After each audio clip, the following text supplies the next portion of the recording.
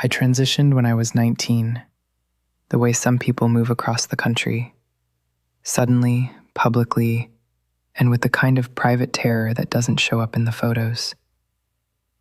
I'm 34 now, and most days I forget how sharp those early years were, how every mirror felt like a negotiation, how every new document with my name on it felt like a passport stamped into the life I was finally allowed to live. Most days, I'm just Pam. I buy oat milk without thinking about it. I argue with my friends about which show deserves the hype. I wear lipstick because I like the way it looks, not because I'm proving anything. And if you look at my social media, you'd think the universe has been paying me an attention. I constantly get hit on. Men message me on Instagram like it's a hobby. Men who, if you click their profile for 2 seconds, have a girlfriend in their bio, a wife in a family photo, a baby in a matching pajama set. Men who slide into my DMs like they're tiptoeing into a dark room and hoping no one switches on the light. They always start the same way, like they've all been trained from the same script. Hey, beautiful. Damn, you're stunning. Can I take you out? And then, if I reply with anything even remotely human, if I say hi instead of ignoring them, there's the pivot. The real reason they're there, coiled up like a spring. I've always been curious. I've never been with someone like you. Just want to experiment. Experiment like I'm a weekend project. Like I'm a science fair volcano they can poke and step back from if it starts to smoke. Like I exist to help them answer some question about themselves, and once they've gotten their answer, they can go back to their life and leave me with the mess. I am not anyone's experiment. I'm not a lesson. I'm not a dare. I'm just a woman who wants what everyone else wants. To find someone I click with, who sees me, who chooses me, who doesn't make me feel like I'm a secret they'll delete later. For a while, I tried to be patient. I told myself dating is a numbers game.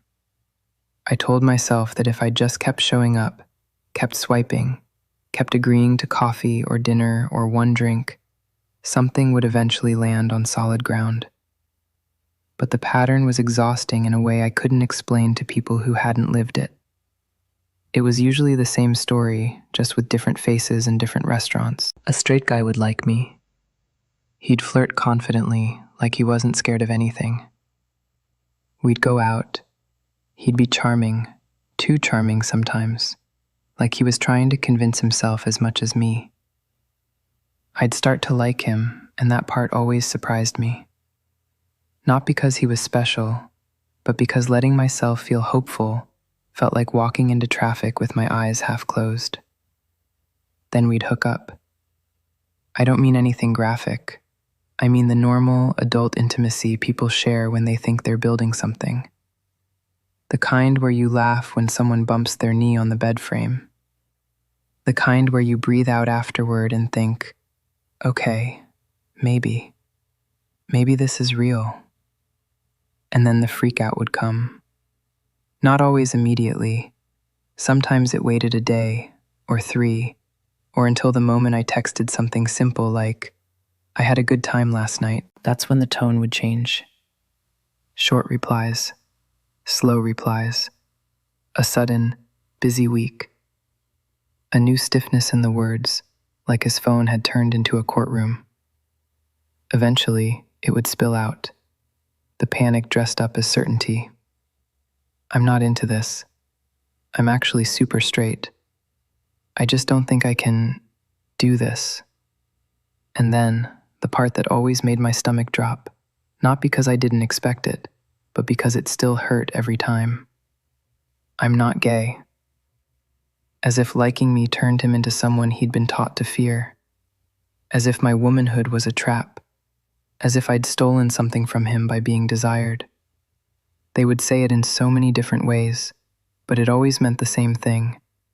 They could want me, but they couldn't be seen wanting me.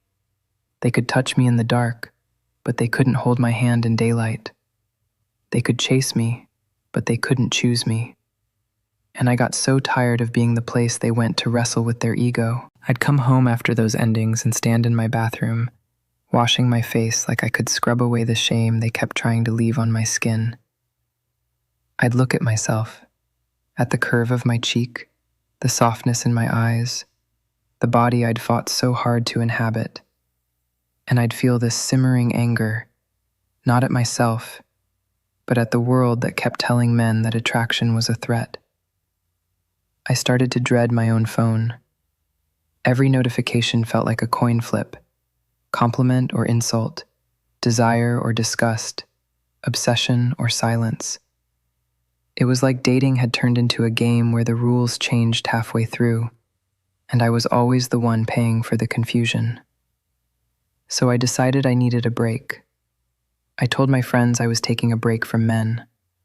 I said it like a vow, like a cleanse, like I was going to put my heart on a shelf and focus on myself.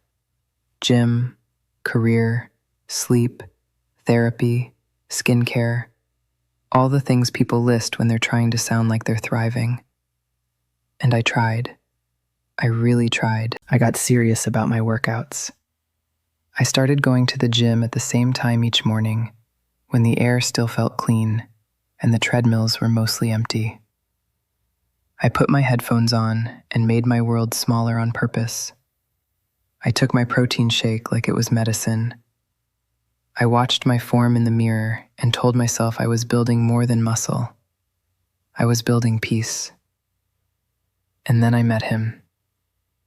He was exactly the kind of man I had sworn off, the hottest muscle-bound jock guy you can imagine, the kind of guy who looked like he'd been assembled in a lab for the sole purpose of making people stare. Thick arms, wide shoulders, that casual confidence that makes a room feel warmer when he walks into it. He had one of those faces that looks like it's always about to smile, like he knows a joke you haven't heard yet. I noticed him because everyone did, but I tried not to. I kept my eyes on my weights. I kept my face neutral.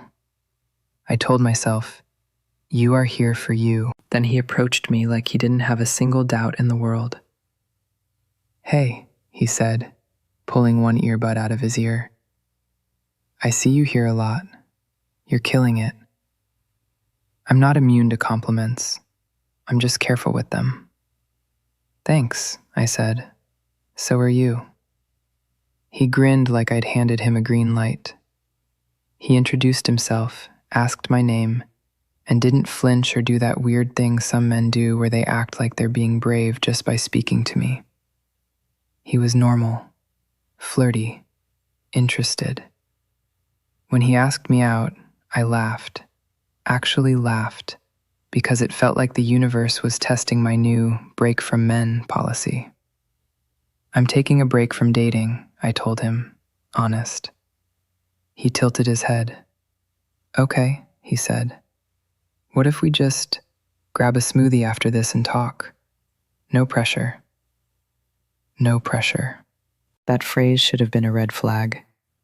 It has the same energy as "I'm not like other guys," but my brain filed it under "maybe he's different," because I wanted him to be, because I was tired, because it felt good, for a second, to be wanted without the shadow of apology.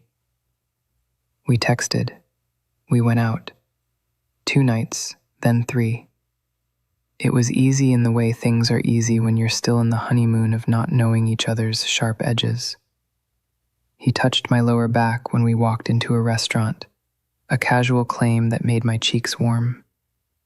He listened when I spoke, eyes steady. He made me feel like I wasn't a secret.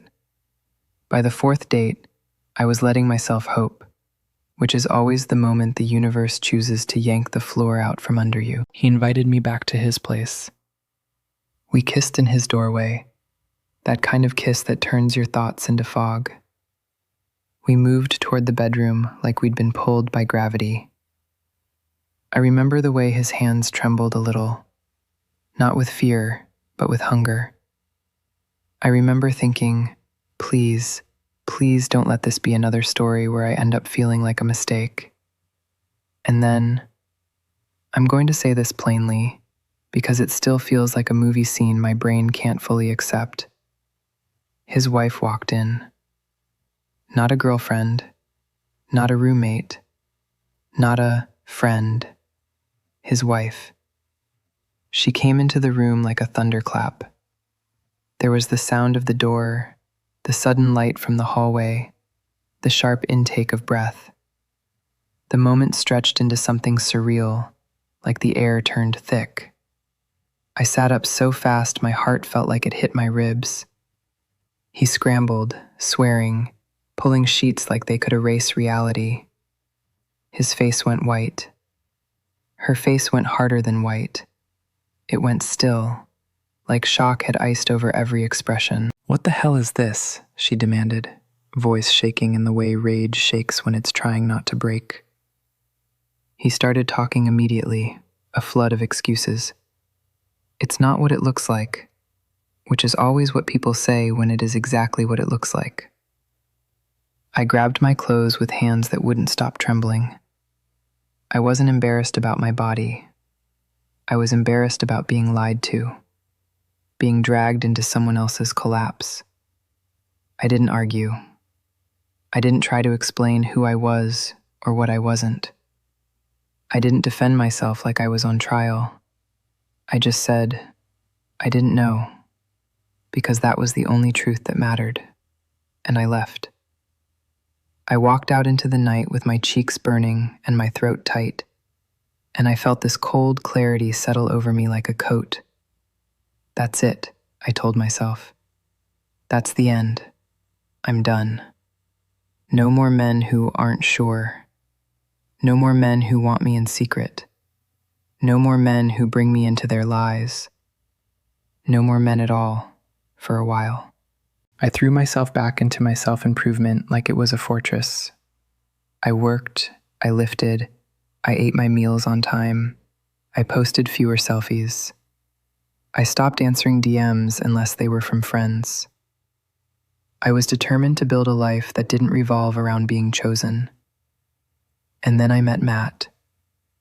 Matt was not my type.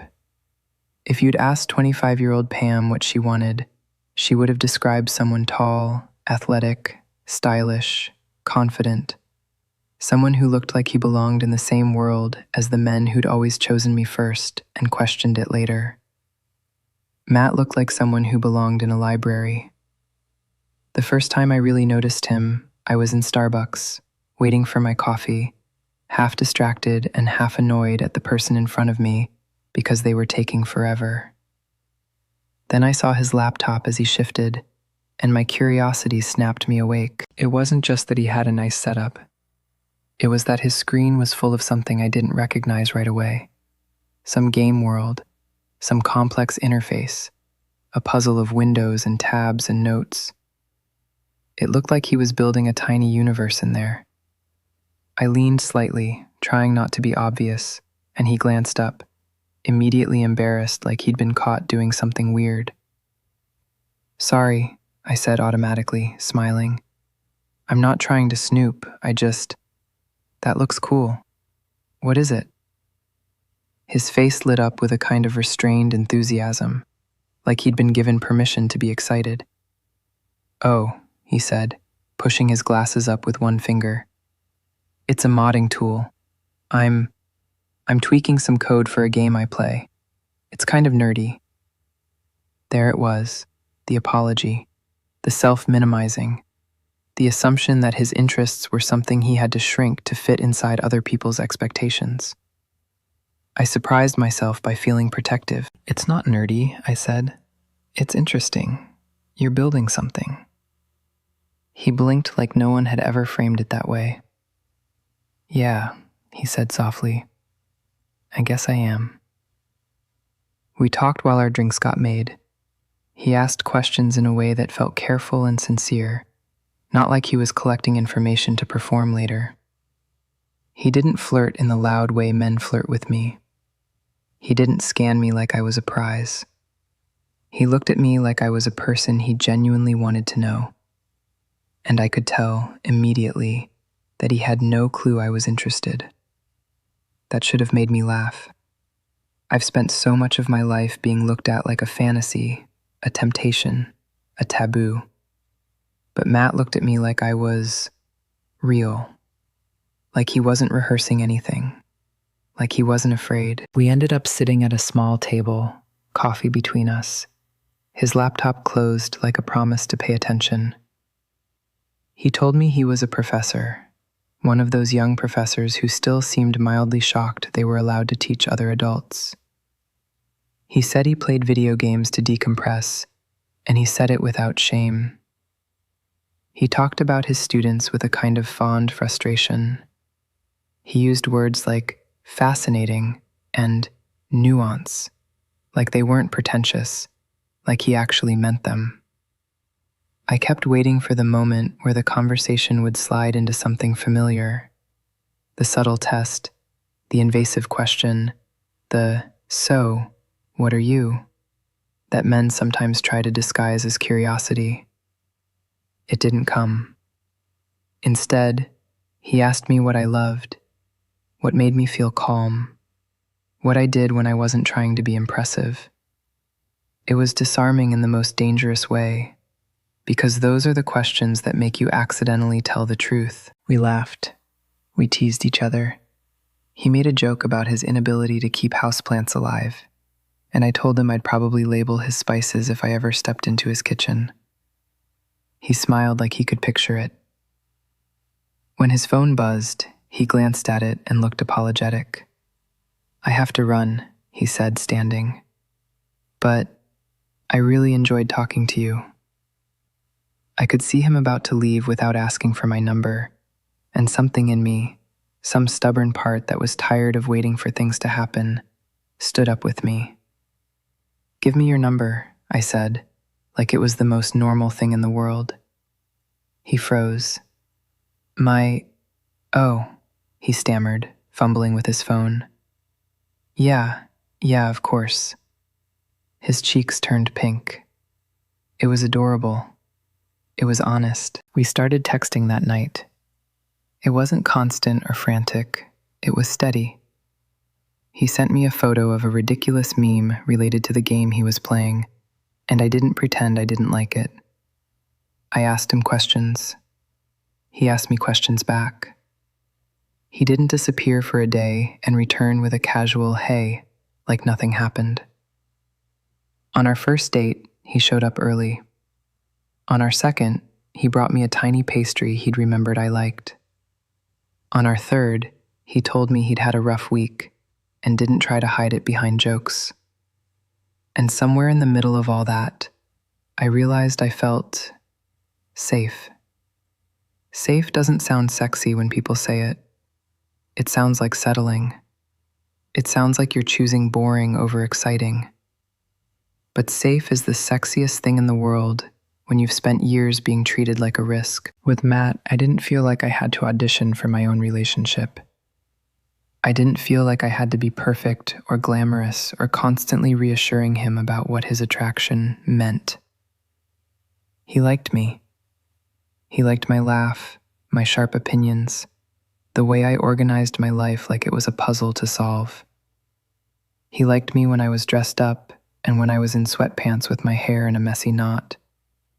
He liked me in daylight. There was a night, a few months in, when we were sitting on his couch, the glow of his TV painting the room blue. A game menu was paused on the screen because we'd stopped playing and started talking. Really talking. He was telling me about a book he loved, and I caught myself just watching his face, the way his eyes moved when he thought. "I have a question," he said suddenly, nervous. My stomach tightened out of habit. "Okay." He swallowed. "You don't have to answer if you don't want to." That alone made me want to answer, because it meant he understood consent as more than a word. He hesitated, then asked gently, "Do you ever get tired of people expecting you to be a symbol?" It hit me so hard I had to blink, because it meant he saw the invisible weight I carried without making it his. Yes, I admitted, voice quiet. All the time. He nodded, eyes soft. I want you to know, he said, careful. You don't have to be anything with me. You can just be Pam. I didn't cry, but something in my chest unclenched like it had been held tight for years.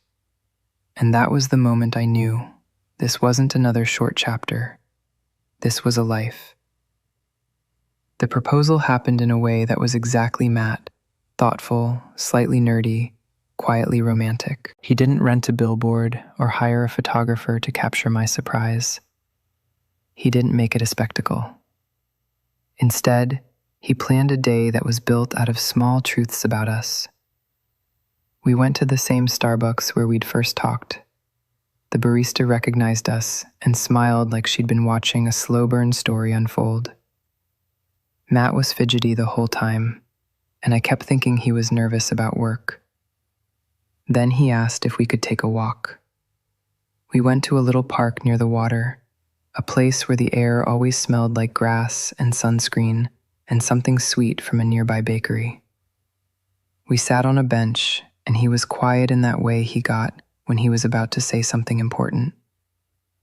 Pam, he said, voice trembling just slightly, I know you've had people treat you like a question, like a secret, like something they had to figure out. My throat tightened immediately. And I hate that, he continued. I hate that anyone made you feel like you were less than what you are. He took my hands, warm and steady. You're the best part of my life, he said simply. You are my favorite person. And I don't want to date you forever. I want to build a forever with you. Then he reached into his pocket and pulled out a small ring box, and the world narrowed down to the sound of my own breath. Will you marry me? He asked. I didn't do a graceful movie gasp. I did an ugly, shocked laugh that turned into tears I hadn't planned on. I nodded so hard I almost gave myself whiplash. Yes, I said. Yes, Matt. Yes. He exhaled like he'd been holding his breath for a year, and when he slipped the ring onto my finger, it felt like a quiet promise settling into place. Not a promise that everything would be easy, just a promise that I wouldn't be alone in it. When our families met, I braced myself out of old habit. I've walked into enough rooms expecting people to see my transness before they see me. I've lived long enough to know that supportive can sometimes mean polite until it gets real. But it was magical. His parents treated me like I belonged. My friends fell in love with him like they'd been waiting for someone to finally match my heart. There were awkward moments, because families are families, but there was no shame, no secrecy, no experiment, no panic, just life unfolding. If you'd told me years ago that the man who would love me best would be a sensitive professor who games on weekends and gets excited about tiny details, I would have laughed. Not because there's anything wrong with that, but because I was stuck in a narrow idea of what love was supposed to look like. I thought love had to come wrapped in a certain kind of masculinity, a certain kind of confidence, a certain kind of type. But here's what I learned, the hard way, and then the beautiful way. Some men will be drawn to you like a spark and then run because they're afraid of what it means. That's not your fault. That's not your job to fix. Don't let anyone turn you into their private crisis. And also, this part matters. Don't let those men convince you that they're the only kind of man who exists. Open your horizons. Talk to different guys, different men. The ones you might overlook because they don't fit the fantasy. The ones who don't know how to perform charm. The ones who are quiet, kind, a little awkward. The ones who ask you questions like they actually want to hear the answer. You might be shocked at who you connect with. I was. I went from being treated like an experiment to being chosen like a home. And if you're out there, if you're a woman who's tired, who's bruised by dating, who's been told you're too much or not enough or not the right kind, I want you to know this. There are people who will love you in daylight. There are people who won't flinch. There are people who will say your name like it's not a secret. And when you find them, it doesn't feel like fireworks. It feels like exhaling.